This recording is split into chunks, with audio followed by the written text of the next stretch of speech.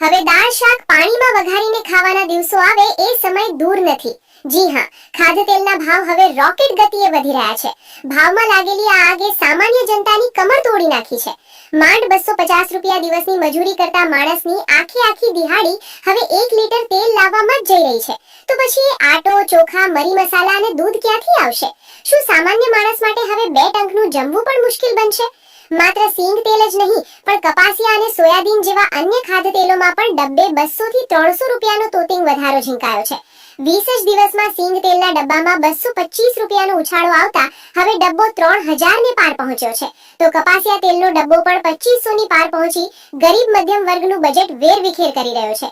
કડવી વાસ્તવિકતા તો એ છે કે ખેડૂતોની મગફળી સસ્તામાં ખરીદી લેવાય અને હવે આમ જનતાનું તેલ કાઢવામાં આવી રહ્યું છે। ત્યારે એસી ઓફિસોમાં બેસી કાજુ, બદામ અને પિસ્તા ખાઈ તરબૂચ જેવા બનેલા આપણા નેતાઓ આ મામલે કંઈ બોલે તેવું લાગતું નથી। ત્યારે હવે તમે જ જણાવો કે આટલા ભાવમાં સામાન્ય માણસનું ઘર કેવી રીતે ચાલશે?